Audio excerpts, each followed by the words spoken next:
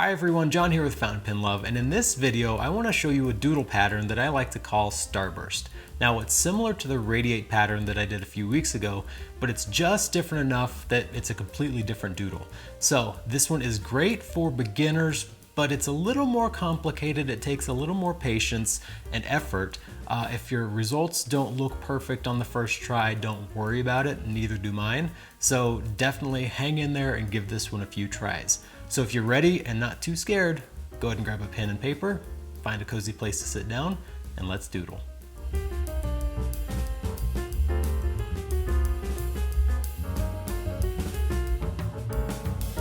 Okay, so the first thing I want to do before we get started with this doodle is show you a few examples of what it looks like. Now, you'll notice I really like to use shading inks for this because I do like the depth that it gives. You can see in this particular example, both the red and this brown here have this lighter color on the outside, darker on the inside, and that comes from using a shading ink where the ink kind of pools here, separates, and you get this light dark difference between the outer and the inner portion of each line. Similar thing here, this is a gray ink. This purple pattern through here is just a little something to break it up, so it's not all the exact same thing, but the pattern itself, this Starburst pattern, is the same from each doodle, from doodle to doodle. Here's another version where I have a little more consistency kind of with the colors grouped together. But again, you can see a shading ink here. This red ink doesn't have as much shading, but it's still definitely not like a high sheen ink or anything like that. And I do have one more example here. Again, this one kind of has groupings where we have like rings, a ring pattern basically, but you can see high shading ink was used and it looks really, really good. So I'm not going to break with that tradition today. We're going to be using high shading inks, or yes, a high shading ink. I'm probably going to use two different colors just so you can see how they work together. So let's go ahead and get started. Okay, to do this particular pattern, I typically prefer a fine nib, which is what this pen is here. I'll bring back in this Omas a little bit later, and it has a medium nib on it, just so you can kind of see the difference, and we'll let them work together. But I'm gonna go ahead and start out with this Parker 41. It's a vintage pen. I really like the look of it. I think it's got a really cool feel. And let's start doing some doodles. As with all my previous doodles, I do have this piece of paper underneath to protect my countertop and make it a little more pleasant to write on. I'm also going to put a piece of paper on top to kind of guard against skin oils, and I just have to be careful of smearing as I move it around. So actually move this cap out of here as well. So to start this doodle, you could see from the previous examples I showed you, it's a bunch of lines that all join together at one point. So we're going to start out with one line. And now this doodle is started. To continue with this doodle, with the radiate pattern that I showed you a while back, you might remember all the lines were similar in size or in length. For this one, I'm gonna go ahead and kind of do like a V shape. So I'll draw a second one over here on one side that's shorter than my first line. I'm gonna do a second one or a third on the other side that's pretty similar in length to that second line that I drew. So I have one long middle, two shorter on each side, and then I'm gonna draw a third on each side that is shorter than the previous two, okay? Now each piece of my pattern is going to be made up of, say, 5 of these. There's no hard rule, but I tend to gravitate towards 5. So to start the second one, I'm gonna just rotate my paper, because remember, I like to draw always down in one direction. I don't like to, keep my paper fixed and go from different directions here. So rotate my paper so that I'm still pulling my pen towards me, and I'm gonna do a second one. And you want it to come close to that first one, but not touching it. Then I'm gonna repeat and draw the remaining lines. And so now I've got 2 of these. Let's do that again. Now you'll find at a certain point, you're going to not have them all perfectly converging in the center here. And that's okay, that happens to me all the time. but I do try to be conscious of this, where the center point is going to not be perfect. There's going to be some that are a little off, so I try to make sure that I'm kind of coming in towards that same point. And this is one of those where in the intro I mentioned it's a little more difficult, a little more advanced. If your doodle doesn't look good the first time, keep trying and keep working at it, because this is one of those things, as simple as it seems, having all 5 of these lines converge to the same point, it's not as easy as it looks. And sometimes you'll get really far off and things will look really weird, it'll look really off balance, but that's okay. Keep on going, don't start over. In the end, it all works out pretty well. So at this point, you should have this, something similar to this, as your first shape of this doodle pattern. Now, like I mentioned, I used 5 of these, and each of these 5 pieces has 5 different lines that make it up. If you wanted to, if you thought it looked a little empty, you could always add a 6th, a 3rd line to each side, so it's made up of 7 lines instead of 5. If you made them too big and only 4 fit, that's fine. If you made them too small, you have to put a 6th piece of the Starburst in there, that's totally fine as well. So you'll see as you go through and do this, it's not going to be exactly the same every single time. You might have more lines, you might have more pieces, less lines, less pieces. It's really kind of going to evolve organically, and you'll just create each particular shape to fit whatever space you have. With that being said, we're going to go ahead and move on to the second piece of this doodle, and that's going to be to make another one of these. Now, if you remember, all of my stars kind of interlocked, so with my next piece of this, I'm going to start and use one of these empty spaces between here and start my next line coming out of that. So I like to just, pick a side, draw another line, and then you keep on going with that pattern. And so you can see my new star that I'm drawing basically is in a way interlocking with this one, simply because of where I started that next line. So now this one, you see I kind of made a little, not a mistake, but this line kind of came out short and curved. It's not going to fill in this space as much as I might like, so I might just go ahead and add another set of lines in there. It doesn't make a huge difference.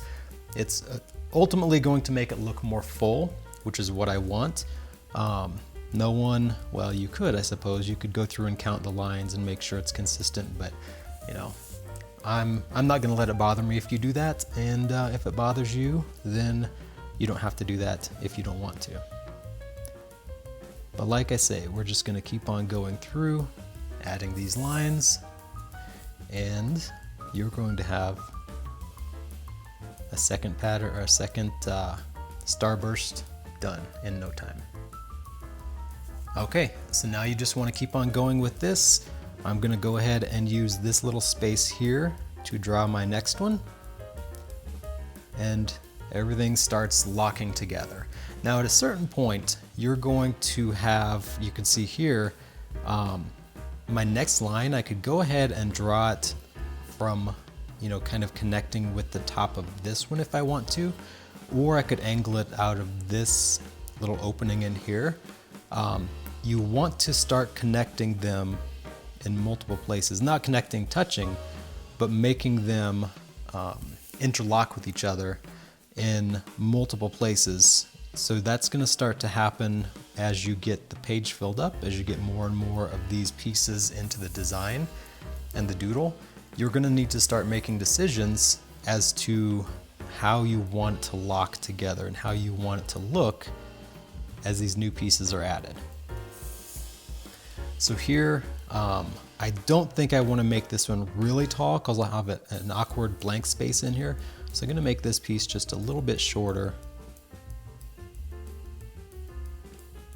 There we go. And now my next piece, I could come in here and start here, or I could start here. I'm going to go ahead and start on this one here. So you can see there's some decisions to be made with every single one that you start. How you want it to look, how you want it to lock, how you want it to fit, and the general shape that your pattern's gonna take. Now I really like it when they work like this. This just fit perfectly and I didn't have any hard decisions to make. So keep on going around. This is really good practice with drawing straight lines, as well as kind of just eyeballing things to make sure they fit, planning ahead, and ultimately, you know, kind of designing your doodle on the fly. So with that being said, I'm gonna go ahead and draw some more of these. We'll come back and start with a new color.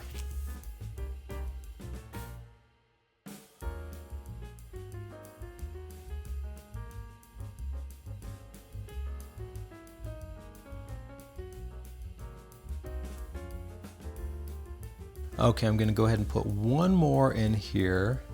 And I also wanted to mention that if you're having a hard time getting your lines to meet up at this center point, if you're having a hard time getting that to be consistent, one thing that I like to do when I'm starting my line and drawing it, is I keep my eye where I want the line to go. So I put my pen down at the starting point, but then I look at where I'm drawing it to, so I don't follow the line with my eye as I'm drawing it. I put my pen down here, but I look here as I'm pulling it down. I don't follow it the whole way. I put my pen down and I just look at the point I want it to end up at. And I personally have found that that really helps me to end up with my line where I want it to go and not have it go off track at some point in the process. So if you're having a hard time hitting that point consistently, try putting your pen down, moving your eye to the place where you want it to stop, and then moving your pen to that point. Personally, like I said, I find that helps me be more consistent in the direction that my lines go, and they end up where I want them to end up. So I'm gonna go ahead and change to a different color here. And this is a medium nib. So previously I was using a fine. I do like using a fine for this because the lines are so small, they join up together in these really fairly precise arrangements.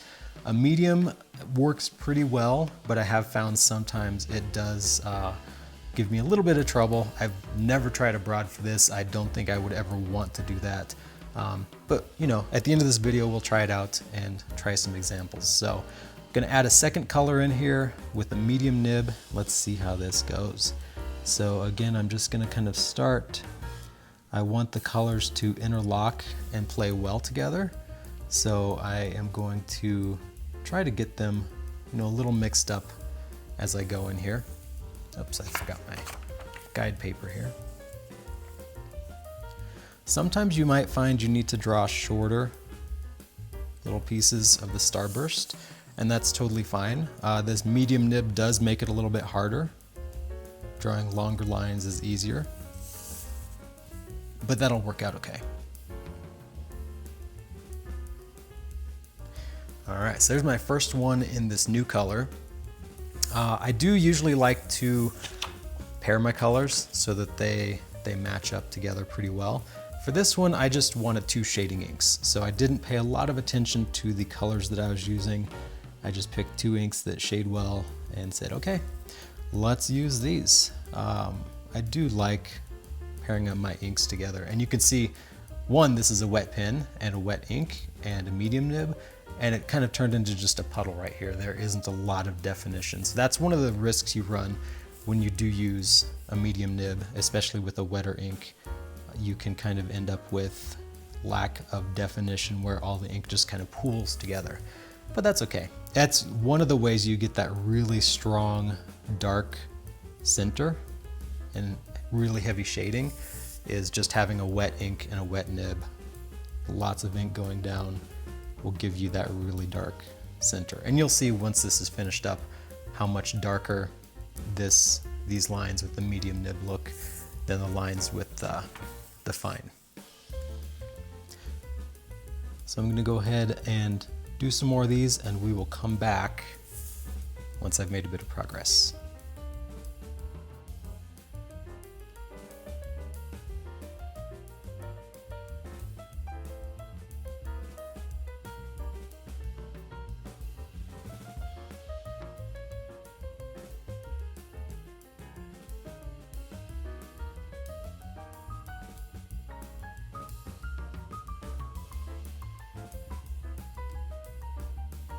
Okay, so I'm gonna go ahead and jump back in here. You can see on this one that I just did, there are 6 instead of 5 of these basically petals, I guess, if you want to look at these as kind of like little flowers. All the rest of them have 5. This one had 5, but it stopped here and had this big empty space. So I went ahead and added a 6th one. If you feel like you need to do that, go right ahead. Again, there is no particular right or wrong way to do this. I'd prefer 5. It's just kind of the pattern that I think looks the best and works out the nicest. But if you need to do a 6th one, or sometimes you just get 4 and it's kind of divided into quarters, totally fine. You can also see here, the ink wasn't quite dry as I was moving things around and I did have a little smear. Not a huge deal, not the end of the world. It is noticeable, there's nothing that's gonna cover that up. But if you went ahead and filled out the pattern, if you get a little smear, it's kind of hidden in there. It won't stand out too much. So if that happens, don't give up, don't start over, just keep on going and just roll with it because these things do happen.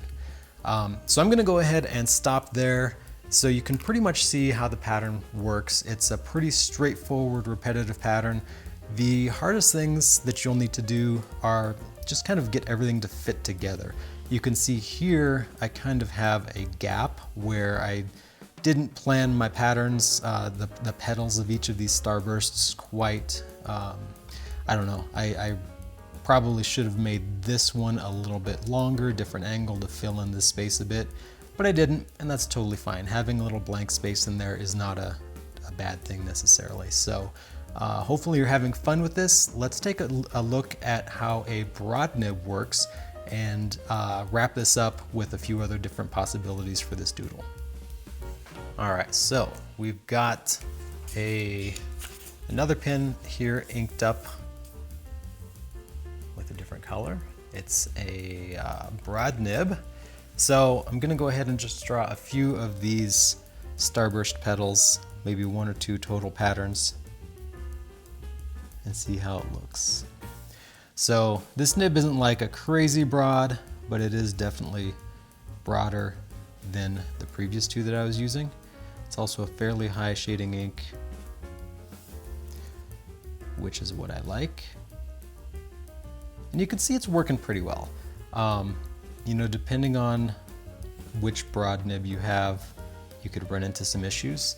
I don't think this ink is as wet as that previous one, and same with the nib, it's not as wet as that previous one. So it's not working too bad. But even with this particular petal right here, when I drew somewhat smaller lines, and even this one, they kind of just start to blend together in the middle where it's more wet. So you have to be really careful when using a broad nib that your lines don't just kind of all become a big mush in the middle.